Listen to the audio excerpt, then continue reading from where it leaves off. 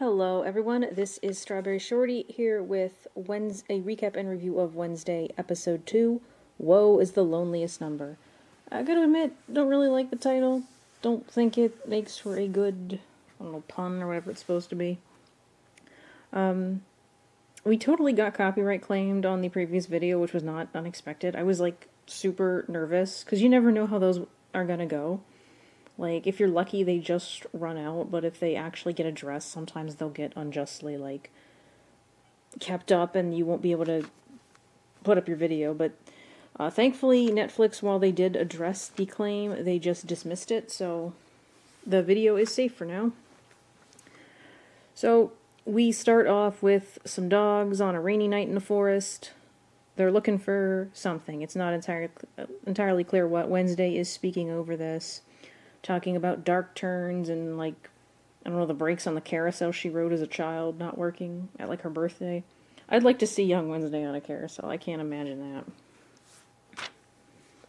So, we learned pretty quickly that the dogs were actually searching for Rowan's body, which has vanished. Apparently, Wednesday actually went to the police, and the sheriff guy is meeting with her and the headmistress. And Wednesday's surprisingly talkative again today. And it's still unclear to me if the cops and regular people know that, like, werewolves and vampires are a thing. The sheriff does seem to think that, well, we already know, he thinks that one of the Nevermore kids is responsible for what's been going on. I'm starting to wonder if the absence of the body means Rowan is actually still alive. I kind of suspect so, just because that's typically what a missing body tends to mean in these kinds of stories, and because they really did make him seem like a relevant character. And kind of an interesting detail to me was that right before passing out, which is surprising for Wednesday, she told Bianca to go and get the police. Of course the air is kicking on, right when I start to review.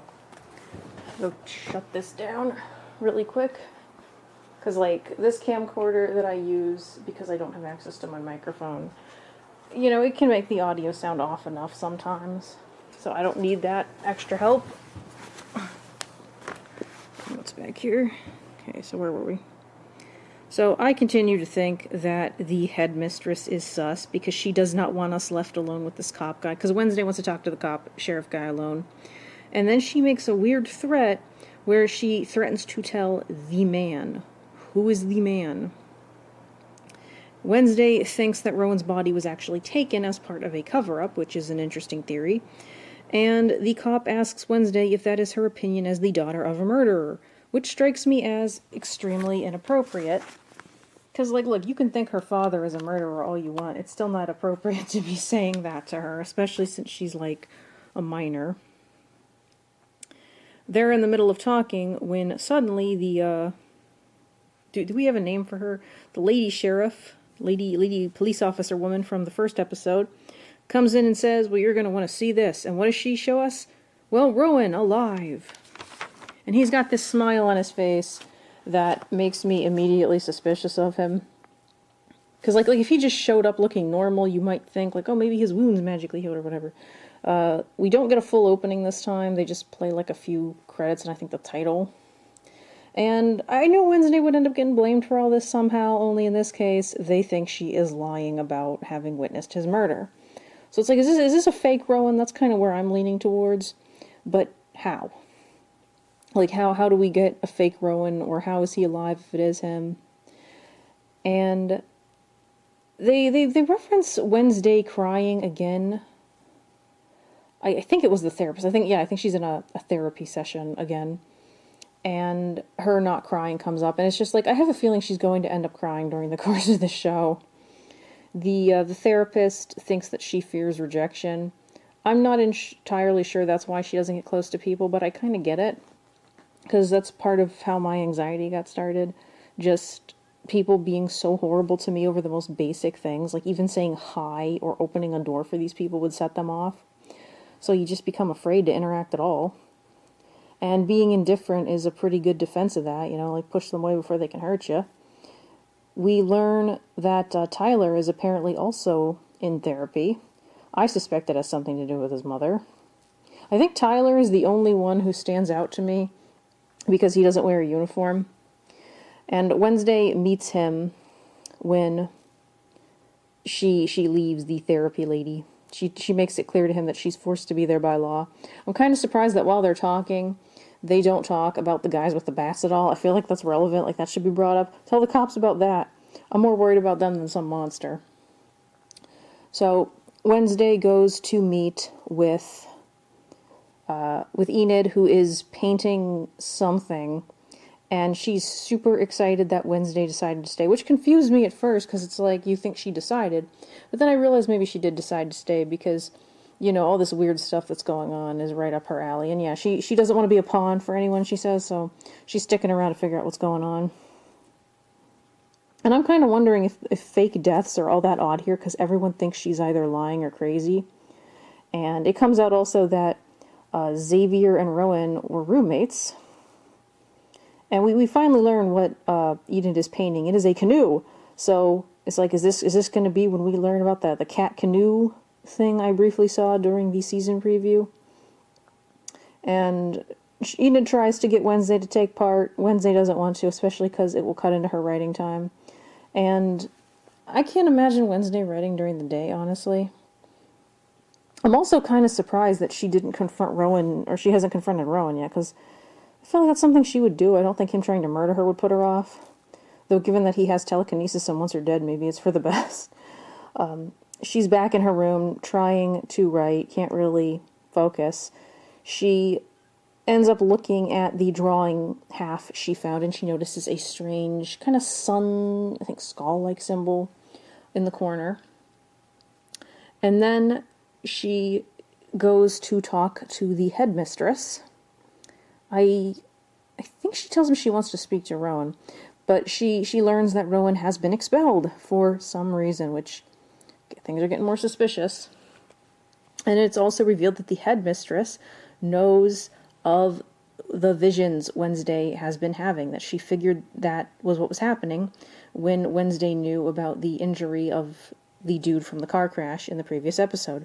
She reveals that Morticia also had them and that they were often dangerous, which is valid because you're only seeing part of the thing. And like with Wednesday's vision involving Rowan, by going after him, she caused it to happen, put herself in danger, and I guess endangered him, but he kind of deserved it. And so you not only might you end up causing it, but since you're not seeing the full thing, you could end up making a misjudgment. She thought that Rowan was in danger, and in reality, he was actually the bad guy in that scenario. The headmistress advises Wednesday to speak to her mother, which I think would be a smart thing to do. She also makes it clear that Wednesday needs to take on an extra activity. Wednesday first checks out an extracurricular activity. Wednesday first checks out the choir, which is run by Bianca. Bianca suggests Wednesday take up the drama club, which honestly, again, seems right up Wednesday's alley. But Wednesday is basically just there to ask her, like, what she did, who she went to, like, if she went to the cops first after she passed out. And Bianca's like, what am I, an idiot? No, I went to the headmistress. Which I think that's relevant, because, you know, that headmistress, you can never trust the headmistresses, especially when they dress all pure and blonde. It's never a good sign. Goes to check out the archery club next. You just start seeing a lot of clubs with just like one dude present. The choir was the only exception, because you have to have more people for a choir. He keeps firing arrows. He's not hitting the bullseye at all, but he's trying to give Wednesday all these tips. And you know Wednesday's going to be, like, really good at this, especially since it involves, you know, weaponry. She asks him about Rowan. He says how Rowan had been acting kind of erratic prior to to everything that happened. His expelling, or rather. And he knows about her hanging out with Tyler, which makes me wonder if he was supposed to be the guy we saw at the festival, the one who came up to Wednesday when she was winning that game. I'm still not entirely sure. If someone could clear that up for me, it'd be greatly appreciated. He advises her to stay away from Tyler because Tyler's friends are jerks, which is an interesting statement. I wonder what's going on there. How do they know each other? Who are these friends? Tyler does not seem like he has friends. You mean the guys with the bats? And Wednesday doesn't take this well and comments on how Tyler has had everything handed to him, and those are like big words for someone like that. And it's a weird statement because it's like, do you know anything about Tyler? How do you know something's been handed to him? Like, and the same does apply to her, which he does point out. But she has an interesting line where she calls him a snob, which, again, not really warranted for starters, because we don't actually know any details of what his issues with Tyler are. Even though he does kind of hint that, like, Tyler and his friends hate Nevermore for propping up their little town. But I don't know if that's enough to make it... That didn't really feel like it was the only reason. Like, he does clearly state that they're jerks, so it kind of implies they're doing something wrong. But the real thing about this line that gets to me is, isn't Wednesday kind of a snob? Like, Wednesday looks down on basically everyone, or at least acts like she does. You know? She's always putting other people down. She's always distancing herself, even if she has a reason that does... I do think that's kind of how she comes across. So she does an archery thing. She's good at it. And we also see the headmistress spying on her from the window. Not sure if that's going to be relevant. Next up is the Bee Club. I don't think it's actually called the Bee Club, but we're going to call it the Bee Club. And there's one person for this club. And it's... I don't know if we get a name for him. But he's going to be Bee Kid. So Wednesday seems super into the bee thing. Well, as much as Wednesday seems into anything. And he asks her if, he tells her how people tend to be afraid of venomous insects, which is why he's the only person there, and asks her, so the same goes for her. I'm just like, bees are venomous? Venomous? Like, I didn't know that. Is that true? I mean, I know they have stingers. I thought they just hurt you. But I was not super crazy about this scene. Too many bees. Like, they kept looking like something was crawling on my screen. It was tripping me out, and I hated it. And we see a bit of thing.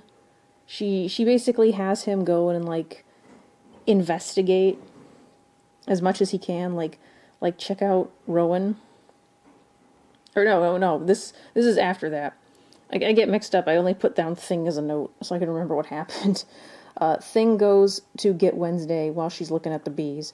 Wednesday confronts Rowan as he's leaving, like, about what happened in the forest, but he insists that she just followed him and nothing happened. And then the plant lady shows up and says Wednesday shouldn't be there, which makes her super suspicious, and I'm just wondering who all's in on this, because this feels like this is going to be a group thing. We cut to Rowan being driven somewhere, and I'm just thinking, is Rowan doomed, if Rowan is even still alive? Because it seems like Rowan would be in trouble if he were still alive. Like they're taking him somewhere to kill him or something. Because otherwise, why are they showing him at the train station? Rowan is let out, and then we see that Thing is actually there, and Thing is following him, and somehow nobody notices the hand crawling around on the train station floor. There's not that many people. Rowan goes into a bathroom stall, and we know that he's not just there for fun, so, like, what's he up to? I'm just thinking, like, is he going to teleport himself to the Ministry of Magic or something similar, some secret organization-y place? Instead, the stall door opens and out comes some dude, and so it's like, did Rowan change his appearance? Is that his true self? Thing enters the bathroom, and no one is there. We see the old dude that Rowan transformed into walking before he suddenly turns into the headmistress. So Rowan might actually be dead, and the headmistress just expelled him and took his appearance to make everyone not suspect anything. Super suspicious there. We cut to the school where we are in like a greenhouse gardening classroom run by the plant lady. Wednesday is looking for a place to sit, and Xavier, have I been calling him Xander this whole time?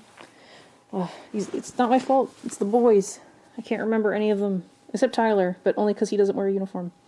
So Xavier lets Wednesday sit next to him, but only if she's fine sitting with a snob, and I'm just like, Bianca's not going to like this. He has drawn a spider, and he uses his power. I'm not sure what his power is. Who is he? Like, what is he supposed to be? But he uses his power to bring the spider to life. It's a cool effect, but I don't need to see this. I don't like spiders. He asks Wednesday if she's impressed after the teacher says, I don't think she's impressed by your tricks. And Wednesday smashes the spider, which really seems unlike her. And it's just smoke, so was it an illusion? I still don't know. Maybe this dude's supposed to be a siren as well, and he's just using like hallucination magic or something. I wish they would define sirens in this universe. Because, I mean, werewolves and vampires we all more or less know, but... And I'm trying to also figure out if this is supposed to be a club or a class, because we went from Wednesday looking at different clubs to this. And Bianca and Wednesday kind of go back and forth with all these plant facts. They're very knowledgeable. And the plant lady comments on how Bianca might have competition for first chair, whatever that means. And the girls, while they're going back and forth, are clearly speaking in metaphors, and you can kind of tell they don't really like each other. I feel like they're trying really hard to establish Bianca as a bully, and while she doesn't seem to be a nice person, I don't know if she fits bully yet. Maybe that will change in future episodes. But anyway. So, we see Tyler with his dad. Dad is loading up the dog into this truck, and Dad asks, your therapist wouldn't tell me what you guys were talking about when I ran into her, which, obviously that's how that works. And Tyler tells him as much. And Tyler finally, snaps, I'm just talking about Mom. Remember her? I knew it was his mother. Just knew it. Because the mom's not there. And the dad is all being kind of a jerk and is like, oh, you better not be talking about me. And it's like, I bet he does talk about you. You seem like you have some issues. Dad drives off, and, the son is kind of angry, oh, I was just going to go, fire up the barbecue so we could spend some time together, and, it's clear father's neglecting his son. It kind of makes me wonder if it's going to turn out that the mom's death or disappearance is connected to Nevermore somehow, and that's why the father is so obsessed with them. So, apparently Wednesday has joined the Bee Club. We learn this as she goes to talk with Enid, who is still working on her canoe for apparently some type of school race thingy, and apparently Enid has been bonding with Thing, and Thing is upset because Wednesday got mad at him for losing Rowan. And Enid calls her out on that, and basically says, Thing is your family, you apologize to him, and I'll consider helping you sneak away. So, Wednesday goes to see Thing, who is flipping through a magazine on Enid's bed. I don't know what Thing's reading about, but we don't really get a good look at it. It looks like a girly magazine. Like Cosmo or something. And Wednesday acknowledges basically that she snaps and would watch her tone in the future, but did not actually apologize. And she starts making excuses for her behavior. But yeah. She finally opens up at Thing's urging and shows him the drawing, which you finally get to see a better look at it. And it does vaguely resemble her because of the braids, but it's still not enough that I would feel comfortable saying, well, that's her, gotta kill her now. But, So, oh my gosh. She reveals to Thing that the drawing confirms her worst fears, that she's going to cause something horrible, and she doesn't want that, which is surprising, because Wednesday seems to like causing horrible things, and I also don't feel like the drawing proves anything at all. But, so we cut to the bee shed, where Enid is getting suited up, and apparently is going to just pretend to be Wednesday. And the bee kid seems interested in her, and it's like, Wednesday's telling him he doesn't have a shot, so I'm kind of wondering if there's any chance they'll be a couple.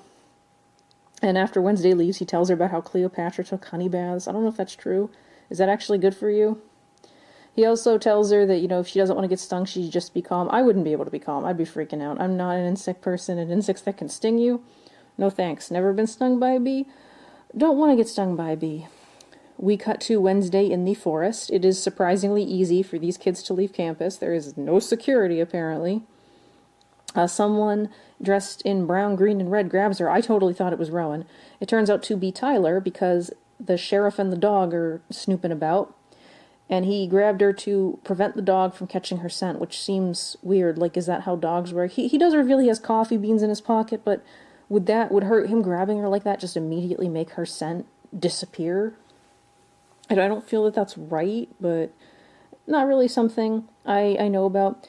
He urges her to confide in him about what really happened in the forest, and promises not to tell, which I believe. He doesn't really have a reason to tell. Why protect her from his father otherwise? And he's following his father, trying to figure out what he's up to, so. And he got her the file. She tells him how Rowan tried to kill her with telekinesis, which I'm surprised that Tyler believes telekinesis is a thing. So do these people know about the supernatural? I don't know. She claims not to know why Rowan tried to kill her, even though he told her why, and I'm not sure if this is her intentionally lying or what. Wednesday states her intention to find proof that Rowan died, and she finds broken glasses, which the cops somehow missed. Wow. And she has another vision, this time of Rowan and I guess Xavier arguing about something. We can't really tell what they're arguing about. Also, we see, kind of cut with this, Rowan using his powers to move the gargoyle that nearly killed Wednesday, which we had figured out last episode was him, like Wednesday called him out on it. And it kind of makes me wonder if maybe this is why Xavier was able to save her, like maybe that's what they were arguing about, his attempt to kill Wednesday, or something. Anyway, I keep losing track of where I am in my notes. This ended up more than a whole page long. So, Wednesday ends up in the library area because she keeps seeing that book in her visions, and she's trying to find it with Thing's help. The plant lady shows up, and Wednesday basically ends up showing her the symbol.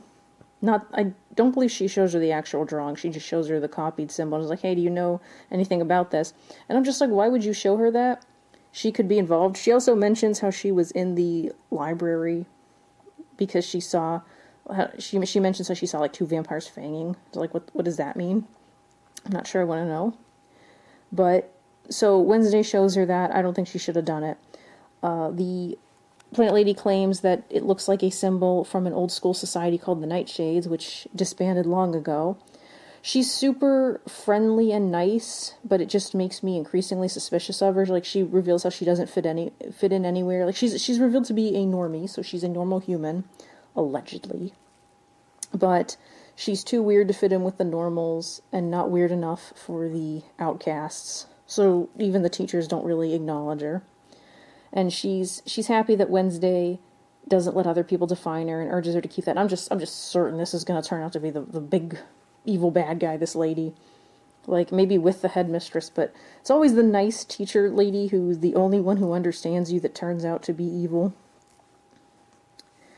And we cut to Xavier going into his room and, like, going to take a shower or something, and it's revealed Wednesday is in there with Thing.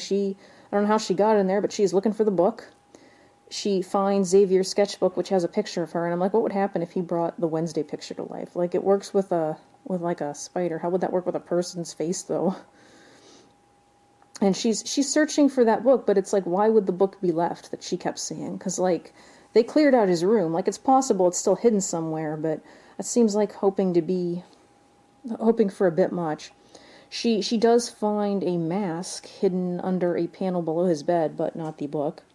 She has to hide as Bianca suddenly shows up, and Xavier asks how she got in there. Like, did you charm the guard or something? And she kind of says that she couldn't be doing that while wearing this, and she gestures to her necklace, so I'm wondering what that's about. And they talk about their relationship and Wednesday, and she talks a lot of trash on Wednesday, like, well, not a lot of trash, but she basically says, like, she's, you know, she looks down on everyone, I forget what exactly she says, but basically stuff she's not really wrong about, like, but mostly that she thinks she's better than everyone else, and she's not wrong. Wednesday does kind of act like that, whether she intends to or not. And Xavier kind of hints that, like, part of the reason he doesn't really like Bianca anymore is because she manipulated him one time, maybe with her powers, and she does express remorse for this, and is mad he's holding it against her, and also hates that he likes Wednesday, who does nothing but treat him like garbage. And, again, I think that's the other fair point I was thinking about, but she talks about how eager she is to destroy Wednesday's little roommate in the canoe thing, and that immediately tells me Wednesday's going to end up joining in.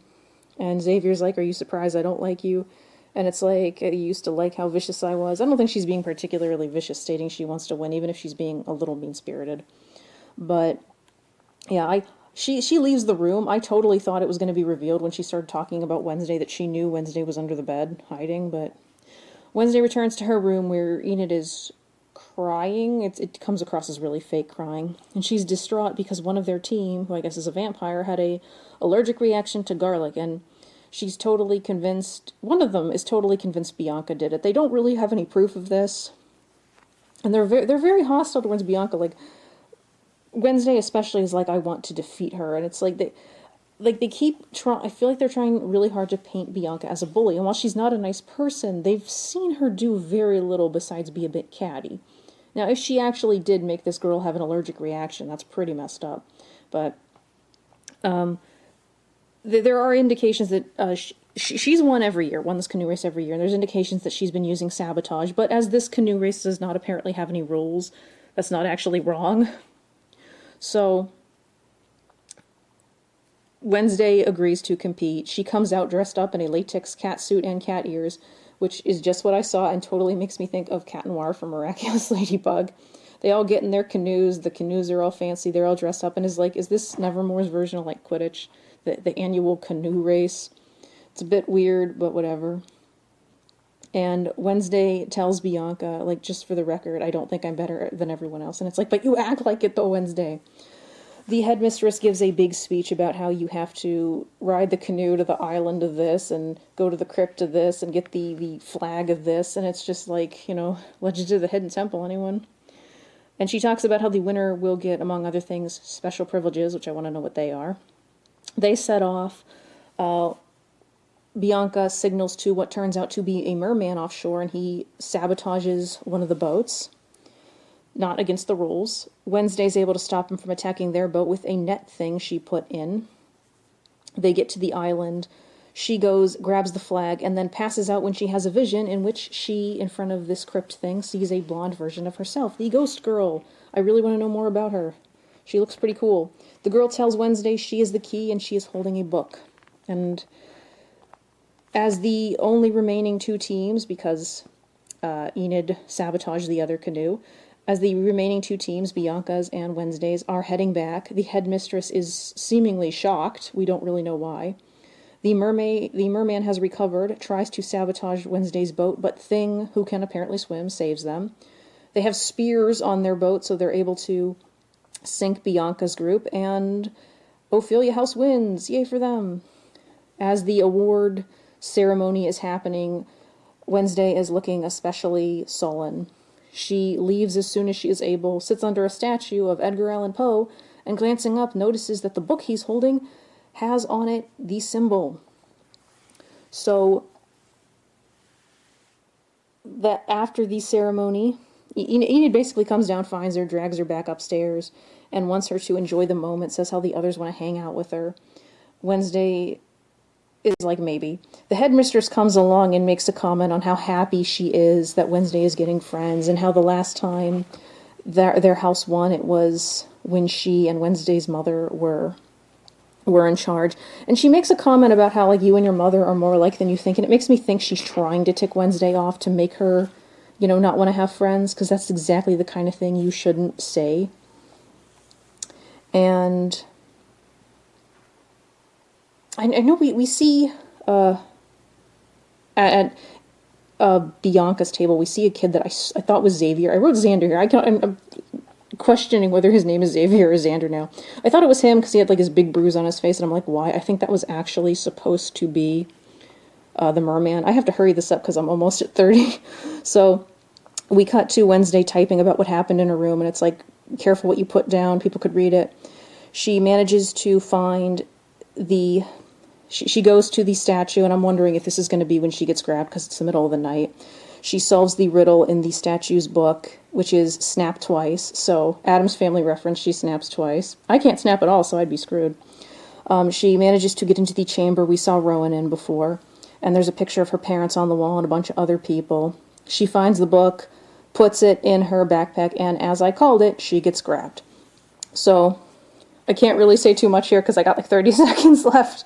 Wow. But yeah, I'm really curious to see where this is going. I saw like the first 2 seconds of the next episode. I want to know what's going to happen. I am invested. I still can't tell the male characters apart very well. But what did you think? Let me know in the comments. Thank you so much for watching, and I will catch you next time. Bye!